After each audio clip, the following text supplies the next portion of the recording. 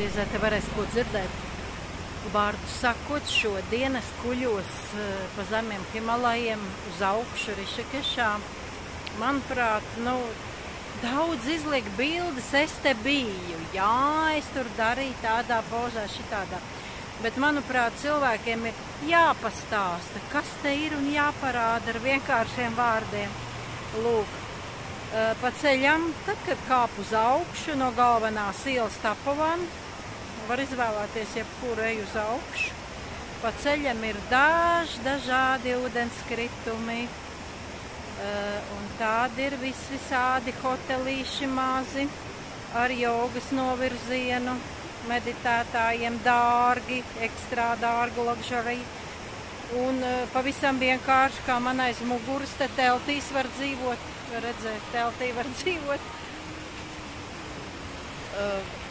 Te ir pilnīgi visiem izmēriem, visiem cilvēku, jebkurai cilvēku pirktspējai ir padomāts, kā nodrošināt visus ar jogu un pančkarmu. Arī pančkarmas kursi ir diezgan daudz, es redzu, bet es esmu vienu izmēģinājusi, un tas ir Ayurvedic Kutir Anahata. Un es to iesaku arī citiem. Tur var par cenām smuki sarunāt un tā. Kamēr man līdz procedūrai, kur sāksies 4 dienā, ir vēl laika, es vēl pūšos pa Himalajiem uz augšu, cik pietiks spēka. Un vēl šo to jums nofilmēšu.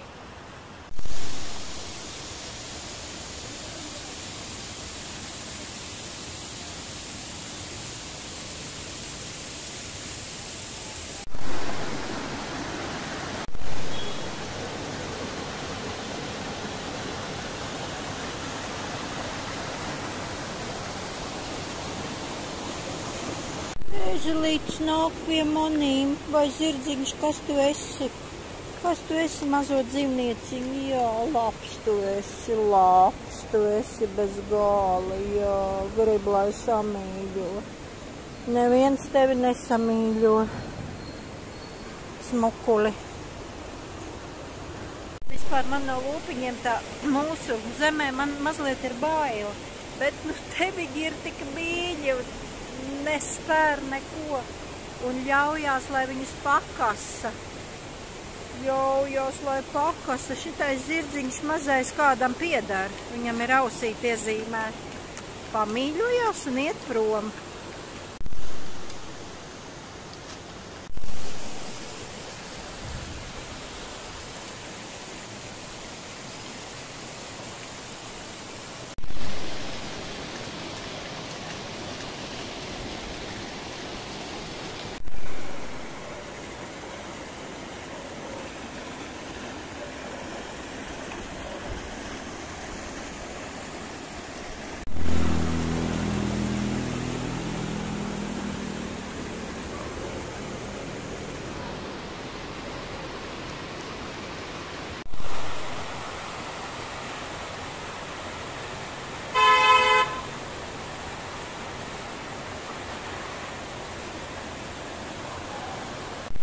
Esmu tieši zem palmas lapām.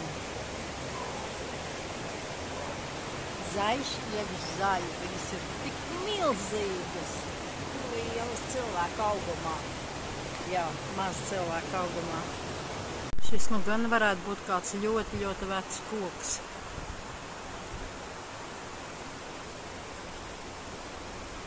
Divi puiši sporto, viens melns, viens balts. Malači.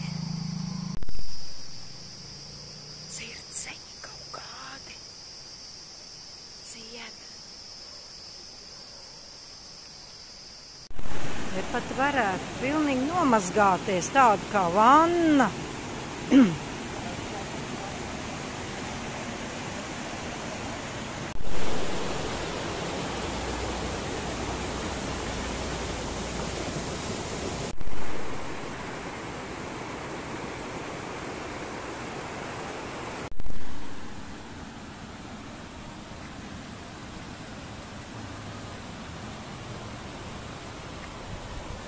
Jā, un mazas omulīgas kafēniciņas tādā krāmu stilā ir visapkārt.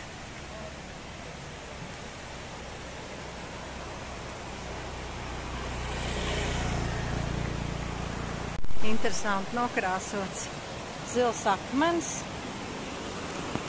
Un tad ir tā, ja kāds nevar uzkāpt augšā, nu, vai viņš ir vecs vai resns vai slims vai kā, tad ir puiši ar šādiem rīkiem, mopēdiem, kas uzved tieši augšā uz ūdenskritumu, kas saucas.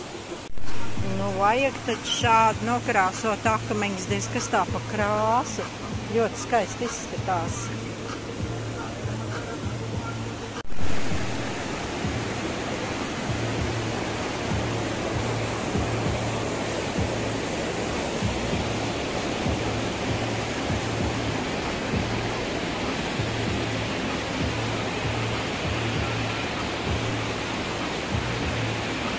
Bez gala tās mazās kafejniciņas, kafejnīciņas.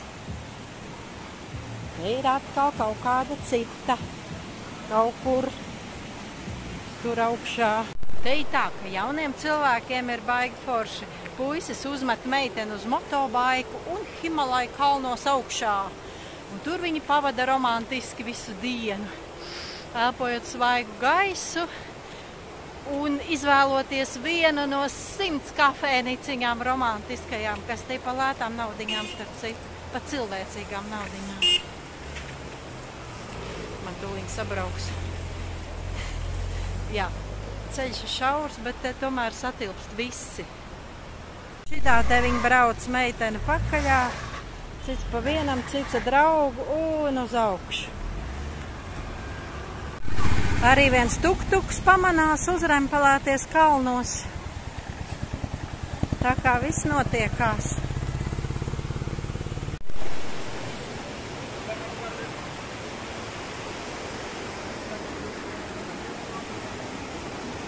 Nu, lūk, te ir atkal vietiņa, kur jauniešiem tusēt, un ne tikai jauniešiem, bet arī tādam vecam kraķim kā man. Šitai aiziet cauri kafejnīcai, un mēs tūliņ nonāksim skaistā vietā.